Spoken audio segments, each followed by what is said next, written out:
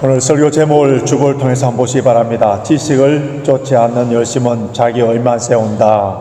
지식을 쫓지 않는 열심은 자기 얼만 세운다 라는 제목으로 말씀을 전하겠습니다. 미국의 유명한 시인이며 사상가인 에머슨은 열심이 없이 성취되는 위대한 일은 하나도 없다 라고 했습니다. 성공하는 사람들 보면은 남다른 열심이 있습니다.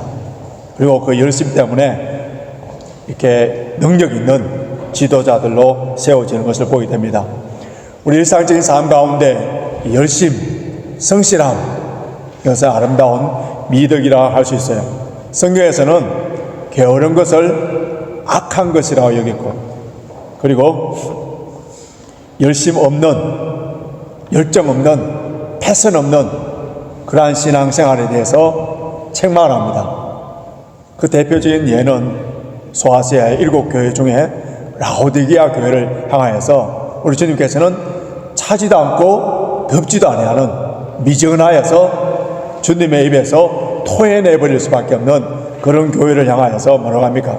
열심을 내라, 열심을 내라. 그렇지 않으면 입에서 토해내버리겠다 했었어요. 로마서 12장 11절에서는 사도 바울은 부지런하여 게으르지 말고 열심을 품고 주를 섬기라. 부지런하여 게으르지 말고 열심을 품고 주를 섬기라. 그렇게 권면했습니다. 시동이 꺼진 차는 더 이상 움직일 수 없는 것처럼 열심 없는 그런 신앙은 아무것도 할 수 없어요. 열심 없는 이런 사람을 통하여, 이런 교회를 통하여서는 하나님의 능력이 나타날 수 없습니다. 그런데 열심 없는 것보다도 더 큰 위험한 것, 더 문제는 무엇이냐 하면은 잘못된 열심, 삐뚤어진 열심이에요. 열심이라는 이것은 영어 단어 enthusiasm, 이 단어는 헬라어 엔테오스라는 이 단어에서 나오는데, 이 단어는 엔이라는 것과 테오스라는 두 단어가 합쳤어요. 엔은 인과 같습니다. 하나님 안에서, 즉 하나님 안에, 진리 안에 있는 열심이 올바른 열심이라는 거예요. 하나님 말씀에 벗어난 그 열심은 잘못된 열심이라는 겁니다. 내가 주님의 몸된 교회를 열심히 섬기고 열심히 봉사하고, 그래서 나도 만족하고 많은 사람들이 박수갈채를 보내주고 또 어느 정도의 영향력을 끼치고 있는데, 근데 하나님께서 나의 열심을 보시고 You are wrong, 너는 틀렸어, 이렇게 책망한다면은 그것은 잘못된 열심이라는 거예요. 저는 목회자로서 주의 몸된 교회를 위하여서 열심히 목회를 하면서 사역을 하는데, 그 열심이 잘못된 열심이기 때문에 주님께 책망을 받게 된다면은 그 열심이 얼마나 억울한 그러한 열심이 되겠습니까?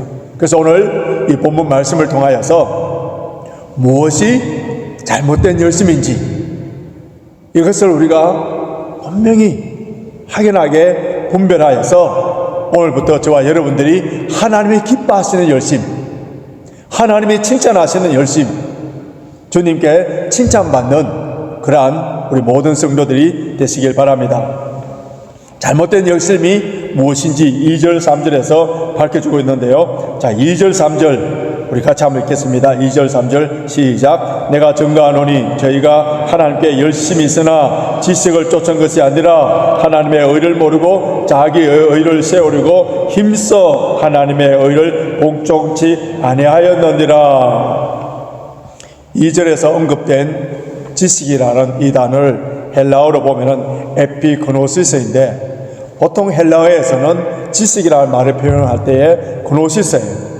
그러면 이 본문에서 나오는 지식은 일반적인 상식적인 학문적인 그러한 지식이 아니고요, 복음입니다.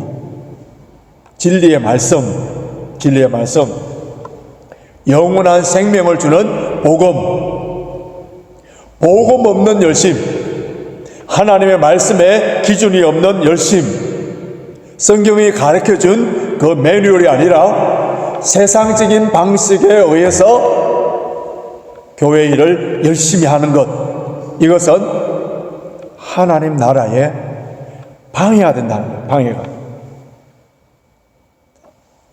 바울이 예수님을 만나기 전에 그는 율법학자로서 열심히 특심이었어요. 얼마나 열심히 했느냐 하면은 예수 그리스도를 이단으로 생각하고 그를 따르는 자들 잡아서 체포하고 죽이는 일을 하였었어요. 스데반 집사가 돌에 맞을 때 그의 증인으로 섰고요.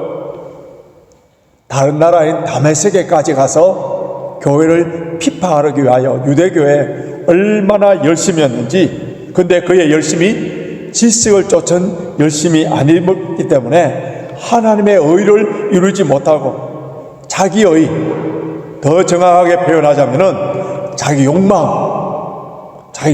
위한 열심이라는 거예요. AD 350년경에 로마 교황이 있던 세인트 율리우스가 어느 날 꿈을 꾸게 되었습니다. 꿈에 어떤 사람이 나타나는데 그때 율리우스는 그 사람에게 향하여서 내가 예수님에 대해서 얼마나 사랑하는지 그 열심에 대해서 막 자랑했었어요.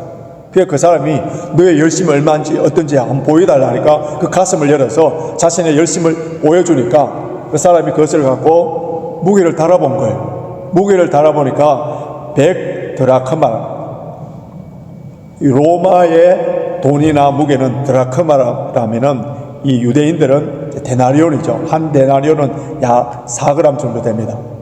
그러니까 이 사람의 그 열심, 그것을 그 사람이 달아보니까 마치 400g, 100드라크마 되니까 그 사람이, 교황이 굉장히 자랑스럽게 생각했습니다. 그때 그 사람이 그 교황의 열심을 뜨거운 물에 넣어본 거예요. 그러니까 분해가 됩니다. 어떻게 분해되느냐 하면은 야망이 30드라크마, 그리고 자랑이 25드라크마, 명예심이 40드라크마, 단지 5드라크마만 예수님 사랑하는, 순수한 사랑하는 그 열심이 남은 거예요. 그 모습을 보고 굉장히 그 사람 앞에 부끄러웠다는 그런 이야기가 전해오고 있습니다. 율리우스의 그 5%, 다른 건 다 자신의 욕망, 야망으로 채워진 그 열심,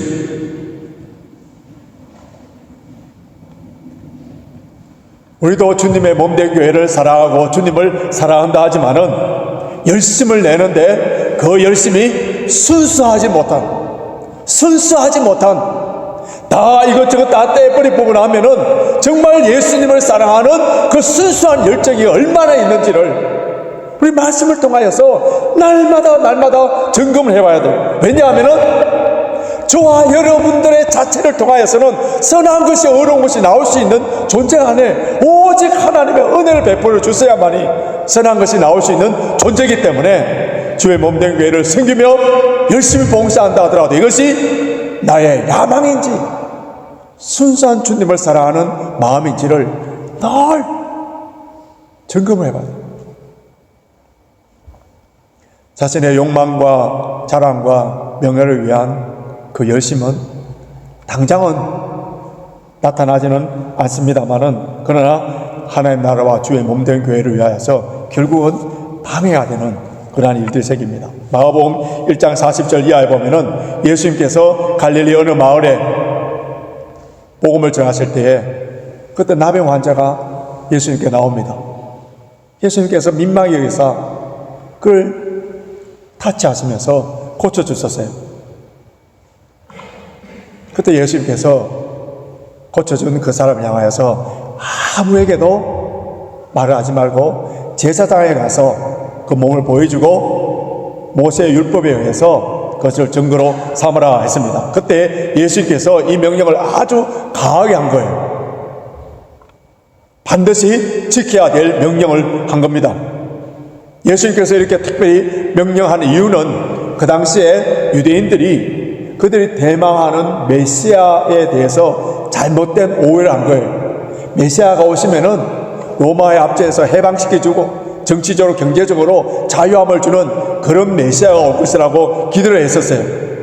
근데 예수님께서는 죄와 사망의 권세에서 해방시켜 주시는 하나님의 구원의 역사를 이루기 위하여서 이 땅에 오셨는데, 그러나 유대인들이 그 메시아에 대한 오해를 함으로 말미암아 예수님이 전하시는 그 하나님 나라에 대해서 방해하는 그런 일들이 많이 있었어요.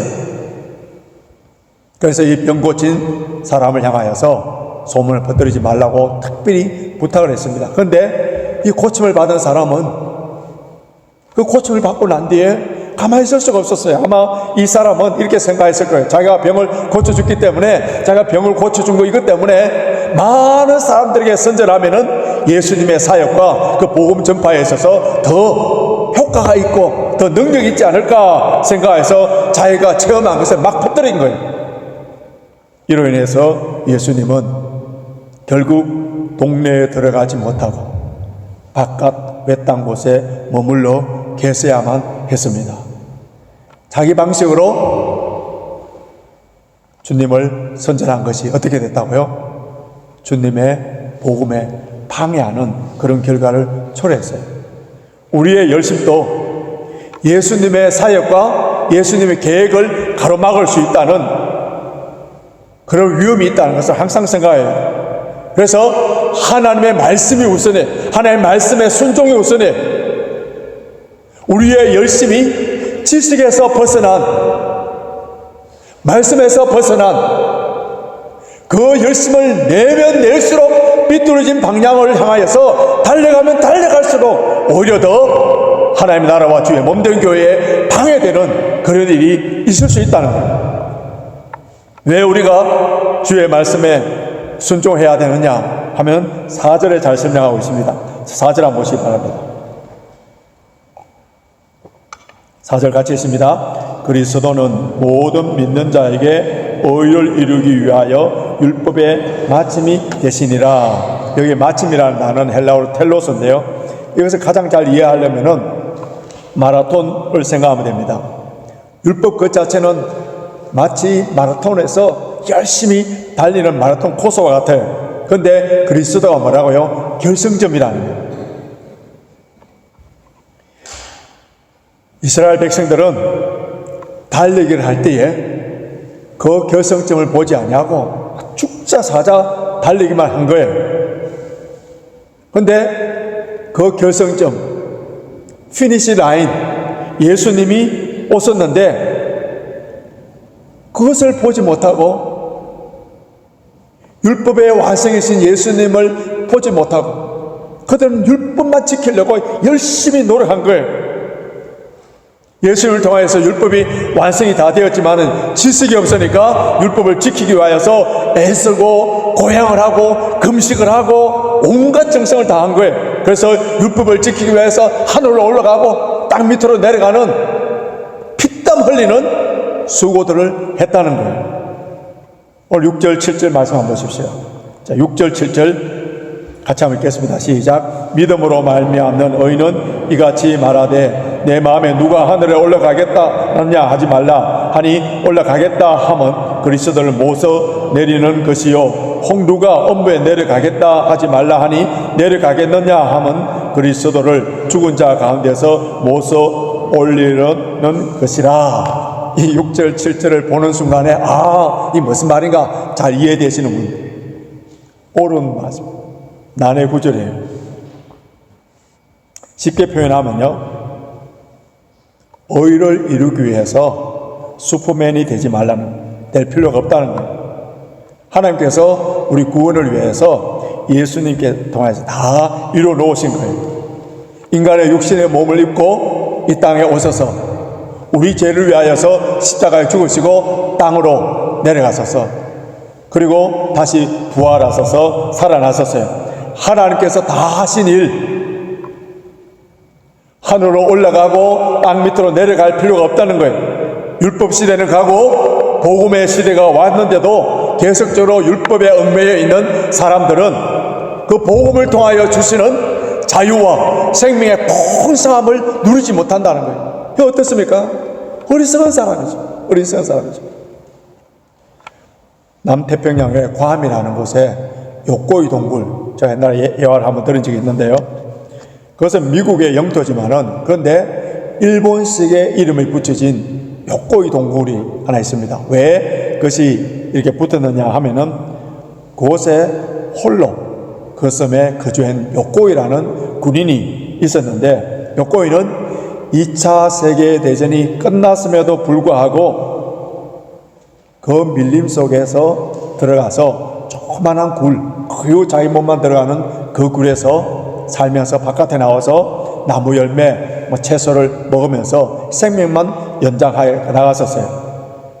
1944년부터 1972년까지 그곳에서 살았는데, 모든 군인들은 다 죽고 이제 자기 혼자만 살아남았다고 생각하고, 종종 비행기 소리가 나고 한포 소리가 나면 아직까지 전쟁이 끝나지 않은 줄로 생각했는데, 28년 만에 어떤 농부여에서 발견되어서 그렇게 번창하고 잘 사는 일본 자기 고향으로 돌아갔었어요. 그는 전쟁이 끝났음에도 불구하고 아직 전쟁 중인 줄 생각하고 긴 세월 동안에 그 전쟁의 공포 속에 아주 빈약한 그러한 삶을 살았던 겁니다. 여러분, 요코이의 삶이 마치 유대인들이 율법에 얽매여서 사는 그러한 삶이라 할 수 있는데요. 유대인들뿐만 아니에요. 오늘날 복음 안에 살고 있는 수많은 그리스도인들도 하나님의 풍성하신 은혜, 이 복음의 자유함, 생명의 풍성함, 그것을 누리지 못하고 율법에 얽매여서 어둠침침한 그 동굴에 남을 용서하지 못하고 자신도 용서하지 못하고 남을 정죄하고 죄사함에 대한 자유함을 누리지 못하고 이런 동굴에 갇혀있는 사람, 가장 불쌍한 사람이에요. 이런 모습을 성경에서 뭐라고 표현했습니까? 자, 2절 하반절 보시면은 하나님께 열심히 있으나 지식을 쫓은 것이 아니라, 그럼 하나님께 영광을 돌리며 우리에게 기쁨을 주며 교회에 덕이 되는 지식을 쫓는 참된 열심이 무엇입니까? 오늘 몇 가지를 살펴볼 수 있는데, 첫째는요, 영혼을 사랑하는 열심입니다. 영혼을 사랑하는 열심. 자, 1절 한번 보시기 바랍니다. 오늘 본문 1절 같이 있습니다. 시작. 형제들아, 내 마음에 원하는 바와 하나님께 구하는 바는 이스라엘을 위함이니 곧 저희로 구원을 얻게 함이라. 여러분, 사도 바울이 다메섹 도상에서 예수 그리스도를 만난 후에 그의 삶의 목적이, 존재 목적이 완전히 달라졌었어요. 자기 민족 이스라엘 백성들이 구원받는 일. 바울의 관심은 사람들이 부하냐, 가난하냐, 건강하냐, 병들었냐, 출세했느냐, 성공했느냐, 얼마나 인기가 많으냐, 잘생겼느냐, 아무 관심이 없어요. 그 영혼, 천하보다 귀한 영혼, 그 영혼이 구원받는 일이라면은 무슨 일이든지 다 했습니다. 그들이 구원받는 일에 가장 기뻐하였고 그 일을 위하여 자신의 생명을 조금도 아끼지 아니하고, 이 일이 우리 모든 교회의 최대 관심이어야 되고 우리 모든 사역의 중심이 되어야 됩니다. 둘째로 하나님의 의를 세우는 열심이 되어야 됩니다. 3절 한번 보시기 바랍니다. 3절 같이 읽겠습니다. 시작. 하나님의 의를 모르고 자기의 의를 세우려고 힘써 하나님의 의를 복종치 아니하였느니라. 하나님의 의와 자기의, 하나님의 의와 자기의. 우리 교회가 설립될 때에 그때 첫 예배에 주신 말씀이 하나님의 일이냐 사람의 일이냐, 마태복음 16장을 통하여서 주신 메시지에 동일한 말씀입니다. 하나님의 의, 사람의 의. 우리의 열심의 동기가 뭐라고요? 하나님 사랑. 그 목적은 오직 하나님께 영광. 하나님의 영광을 위하여서 우리가 열심을 낼 때에 자신의 체면, 자신의 자존심을 다 내려놓아야 돼요. 하나님의 의를 위한 열심은 자기의 의를 포기할 때에, 자기를 비울 때에, 그때에 하나님의 온전한 의가 드러납니다. 여러분, 교회에서 신앙생활 하면서 내 자존심, 내 체면을 세운다면 그곳에서는 하나님의 의가 나타날 수 없습니다. 셋째로 자기 의를 철저하게 포기하는 일, 자기를 비우는 일들을 해야 돼요. 독일의 진젠도르프 백작이 어느 날 미술관에 가서 그림을 감상하는데 예수님께서 십자가상에서 머리에 가시관을 쓰시고 피를 흘리고 이 창에, 허리에 창에 찔려서 피를 흘리는 그 모습을 평소에 많이 봤지만 그날따라 그 모습을 보면서 앞에 무릎을 꿇었었어요. 무릎 꿇는데 그 그림 밑에다가 뭐라고 적혀 있느냐 하면은, 나는 너를 위해 몸을 주구만 너는 나를 위해서 무엇을 주느냐. 그 결기가 그날의 주님의 음성으로 다가왔어요.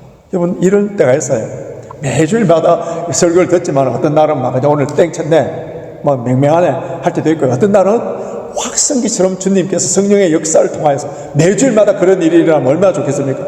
그날따라 그런 일들이 일어날 수 있는 거예요. 그래서 진전도르프는 그 그림 앞에 눈물이 확 쏟아지면서 그 주님을 사랑하는 그 뜨거운 열정을 가지고 교회에 와서 주님을 섬기면서 그 유명한 모라비안이라는 교단을 창설하고 그 교단을 통하여서 하나님께 기도하고, 그 당시에 세계 선교사를 보내지 않을 때 그 교단을 통해서 100명이 넘는 선교사를 파송하죠.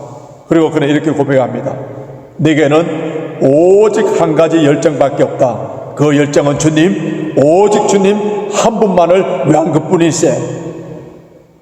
주님 한 분만을 만족하고 주님께만 영광이 되는 그 열정, 그 열심, 이것이 뭐라고요? 참된 열심이야. 참된 열심. 이런 열심에는 주님께서 주시는 말할 수 없는 평강과 기쁨이 넘쳐나게 됩니다. 실제로 참된 열심은 하나님의 말씀에 순종하는 열심인데요, 다윗이 이스라엘 왕이 된 후에 오랜 세월 동안 아비나답 집에 방치되었던 그 법궤를 이제 예루살렘으로 옮겨오고 싶은 그런 마음이 있었어요. 이것은 예배의 회복이요, 참된 통치자는 하나님이심에 대한 고백입니다. 그래서 많은 철저하게 준비를 하여서, 여러분 그 동기와 그 마음이 얼마나 아름답습니까? 그 모든 것을 최선을 다해서 준비하여서 법궤를 운반할 때에, 그때에 법궤에 실은 그 수레를 몰고 있는 소가 띠므로 말미암아 우사가 넘어지지 않도록 잡음으로 말미암아 그 자리에 죽게 됩니다.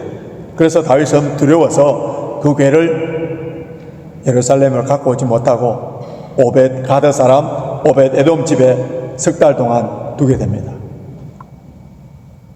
하나님의 법궤는 레위 사람들이 짝대기를 통하여서 궤를 꿰어서 메고 와야 되는데, 그런데 그 수레를 수레에 싣고 옴으로 말미암아 하나님의 징계를 받았었어요. 자, 이 사건은 우리에게 무지한 종교적인 열심이 어떤 결과를 빚어내는가 보여줍니다. 다윗이 동기가 얼마나 좋습니까? 그 목적이 보면 순수해요. 그리고 그 법궤를 옮기기 위해서 얼마나 많은 군사들과 얼마나 많은 악기들을 동원하여서 가장 큰 프레이드를, 가장 큰 열심을 내어서 그 일을 했습니다마는, 그러나 하나님 말씀에 무죄했기 때문에 그 방법이 잘못된 거예요. 하나님 말씀에 올바르지 않은, 방향 잡지 못한 제 종교적인 열심은 이러한 비극을 초래하게 됩니다. 세계 교회가 경탄하는 한국 교회의 모습은 열심이에요. 새벽 기도에 대한 열심, 철학 기도에 대한 열심, 전도에 대한 열심, 선교에 대한 열심, 모임에 대한 열심, 예배에 대한 열심, 헌금에 대한 열심, 이 열심에 있어서는 누구도 한국 교회를 따라올 수 없습니다. 우리 한국 사람들이 교회도 참 열심히 있어요. 우리 한국 교회가 기독교 역사가 그렇게 오래되지 않았음에도 불구하고 그 열심 하나만큼은 온 세계 사람들을 놀라도록 만들었습니다. 그러나 우리는 항상 잊지 않고 기억해야 되는 것은요, 나의 열심이 지식을 쫓은 열심인지, 하나님의 말씀, 그 말씀을 쫓은 열심인지, 하나님의 의를 이루기 위한 열심인지 날마다 점검하고 체크해요. 오늘 성찬식을 합니다. 우리를 위하여서 십자가에 돌아가신 이 십자가의 은혜와 이 십자가의 사랑에서 출발된 열심, 이 십자가의 은혜에 감격하여서 봉사하고 섬기는 모든 일들에 있어서는 그곳에서는 자신의 욕망과 정욕이 들어갈 수가 없어요. 이전보다 더 주님을 뜨겁게 사랑할 수 있습니다. 주를 위하여서 헌신할 때에, 바른 지식을 위해서 주님께서 베풀어 주신 이 십자가의 사랑에 감격하여서 주를 섬길 때에 그 열심은 절대로 피곤하지 않습니다. 십자가의 길, 주님의 길을 외로이 걸어갈 수가 있어요. 주님께 모든 것을 다 드리고 난 뒤에도 몸 밖에 드릴 것 없어 이 몸 바칩니다.